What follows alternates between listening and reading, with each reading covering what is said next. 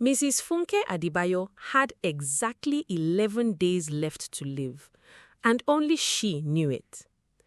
If you've ever kept a secret to protect the people you love, stay with me till the end of this one, because this story will make you think twice about what silence really costs. And if stories like this move you, hit that subscribe button and share this story.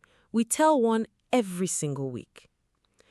Funke was 62 years old, a retired school teacher living in a small but tidy bungalow in Ikorodu, Lagos. She had raised 3 children, mostly on her own, after her husband passed 15 years ago. And she still cooked jollof rice every Sunday like her life depended on it, even though it was just her now, most Sundays, eating alone. Her last hospital visit had been quiet. No drama. Just a doctor named Dr. Uche speaking gently, telling her that the growth in her stomach had spread too far and that treatment at this stage would only buy her a little time, not her life.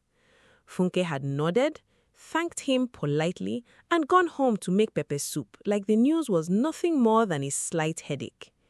She didn't tell her children, not her first son, Debo, a banker in Lekki, who called every Sunday at exactly 4 p.m., like clockwork. Not her daughter, Yemisi, who was newly married and still finding her feet. And certainly not her last-born, Chidi, who was 26 and still figuring out life, always calling her mother for one favor or another. Funke's reason was simple, at least to her. She had watched her own mother suffer for 2 years while the whole family fell apart around her sickbed, fighting over money, over attention, over who loved her most. She didn't want that for her children. She wanted them to remember her strong, laughing, alive, not shrinking in a hospital bed while they took turns performing grief. So she kept her secret and started, quietly, to prepare. She sold a small piece of land she owned in Ogun State, land she had been saving for years for emergencies. She used the money to clear Chidi's outstanding rent without telling him where it came from. She simply told him a landlord's friend had helped him. She started spending long afternoons with Yemisi, teaching her recipes she'd never bothered to share before, how to make the perfect eforiro, how to know when meat was truly seasoned. Yemisi thought her mother had simply become sentimental in her old age. With Debo, she began asking questions she'd never asked, about his work stress, about whether he was truly happy in his marriage. Debo found it strange, but chalked it up to a mother finally having free time to care. None of them noticed how weight she was losing. None of them noticed how she winced sometimes, quietly, when she thought no one was watching. Then, on a Wednesday evening, Funke collapsed in her kitchen while pounding yam. She was rushed to Lagoon Hospital, and it was there, in a sterile white room smelling of antiseptic, that the truth finally came out. Not from Funke, but from Dr. Uche, who assumed, wrongly, that the family already knew. The silence in that hospital corridor was the loudest sound Debo had ever heard. Yemisi cried first, then got angry. Angry that her mother had carried this alone. Angry that she'd been taught recipes like some kind of goodbye disguised as bonding. Chidi felt guilt crash into him like a wave. The rent money suddenly made unbearable sense, and he hated that he hadn't asked more questions. Debo, the quiet one, simply sat by his mother's bedside that night and held her hand. "Why didn't you tell us?" he finally asked, voice breaking.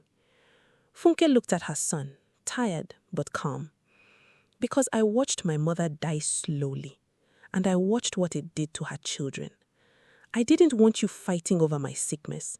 I wanted you to remember me giving, not taking." "But Mama," Debo said, "you took something bigger from us. You took our chance to hold you through it. You took our chance to say thank you while you could still hear it."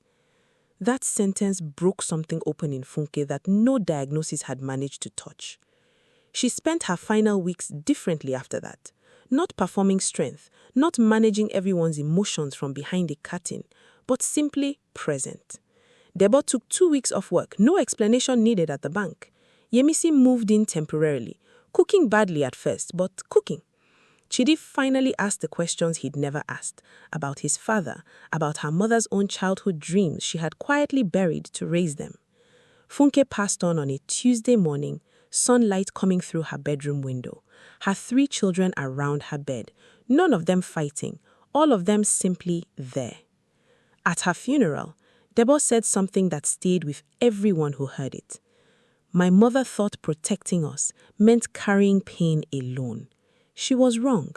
Love isn't about hiding your storms from the people who'd gladly stand in the rain with you. Sometimes, the people who protect us the most are the ones who need protecting too. They just never say it.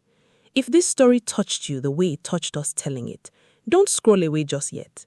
Drop a comment and tell us, would you have wanted to know?